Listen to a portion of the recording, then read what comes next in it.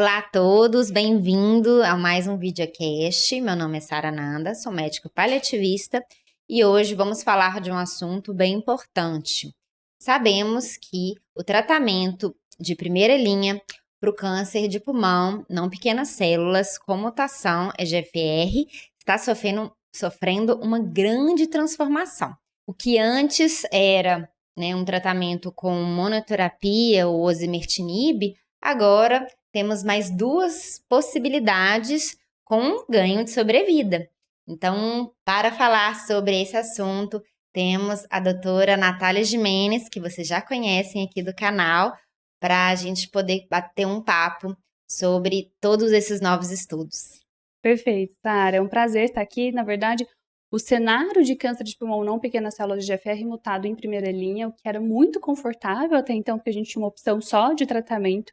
Hoje existe uma grande discussão para quem que a gente vai intensificar, como intensificar, e a gente vai discutir isso de acordo agora nesse videocast. Então, na verdade, o osimertinib como monodroga ele foi consolidado por muitos anos por meio do estudo do FLAURA, né? Foi o primeiro estudo aqui que comparou um TKI de terceira geração, que é o osimertinib, com um TKI de primeira geração, que foi gefitinib e erlotinib. Esse estudo atingiu seu benefício, seu endpoint primário, que foi sobrevida livre de progressão, atingindo ali a casa de 18 meses, então um número que a gente gravou bastante, né? 1 ano e meio de sobrevida livre de progressão com o osimertinib. E também atingiu o endpoint secundário, que foi a sobrevida global, atingindo ali os seus 36 meses, ou seja, basicamente 3 anos de sobrevida global. Então, isso são os números que a gente já tinha bem decorado pelo uso do osimertinib ali isolado, baseado no estudo do FLAURA.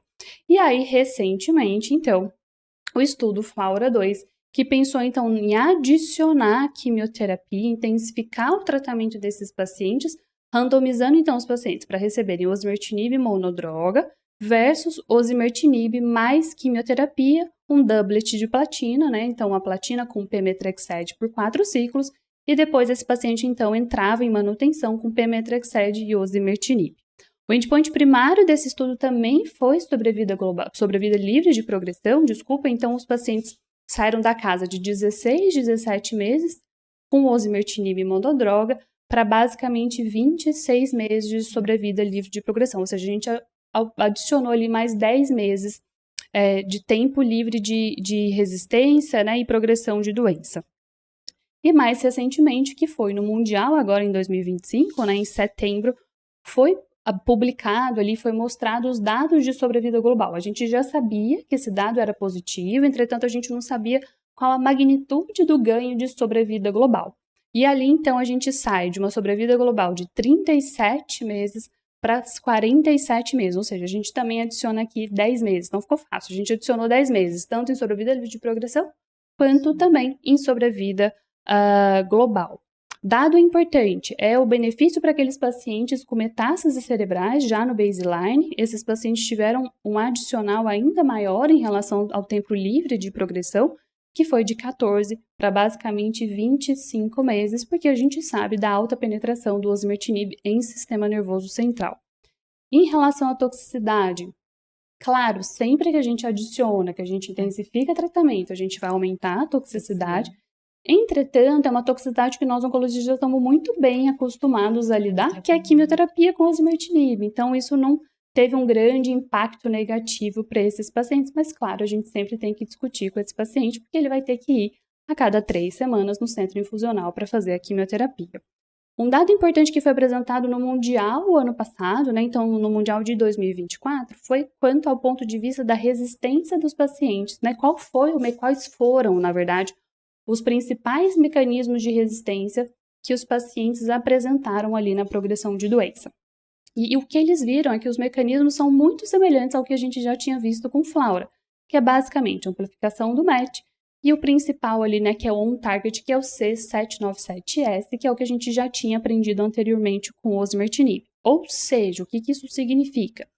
A adição da quimioterapia parece, na verdade, muito mais atrasar a progressão do que mudar realmente ali a biologia do perfil de resistência desses pacientes com o uso de osimertinib. Muito interessante. E assim, um ganho claro de sobrevida global, né? Mas essa aí não foi a única estratégia, né, de intensificação do tratamento. Conta pra gente um pouquinho, né, dos novos agentes aí biológicos, que é o estudo Mariposa. O que ele Perfeito. trouxe pra gente de inovação? Então, o Mariposa, eles são 3 braços, mas basicamente são 2 que a gente compara, que é o osimertinib monodroga versus amivantamab e lazertinib. Aqui tem todo um racional biológico do amivantamab com lazertinib, porque o lazertinib é um TKI de terceira geração, então um TKI muito semelhante ao osimertinib, que tem uma alta penetração no sistema nervoso central. E, por um outro lado, o amivantamab ele é um anticorpo bispecífico, então ele vai bloquear tanto a GFR quanto o MET. Por que bloquear MET? Porque é um dos principais mecanismos de resistência. Então, vamos tentar bloquear antes desse paciente apresentar esse mecanismo de resistência, ou seja, tem todo um racional por trás que faz total sentido. A análise primária ali de sobrevida livre de progressão, que foi o endpoint primário, foi um estudo positivo, alcançando ali 23, quase 24 meses de sobrevida livre de progressão, reduzindo o risco, né, em 30% desse paciente progredir. E agora, o dado de sobrevida global, né, que foi já apresentado e publicado no New England, então, em 3 anos, 60% desses pacientes estavam vivos. A gente ainda não, é um estudo que não alcançou a mediana, a gente ainda não tem esse dado. Mas se a gente for comparar com o FLAURA2, em 3 anos, 63% dos pacientes estavam vivos. Ou seja, parecem dados muito semelhantes, tanto FLAURA2 quanto Mariposa. Em relação à resistência aqui dos pacientes, conforme a gente, né, discutiu com o FLAURA2, aqui muda completamente. Então, aqueles mecanismos mais complexos, heterogêneos, que a gente via muito com o uso do osimertinib, a gente não vê mais com o uso do amivantamab e lazertinib.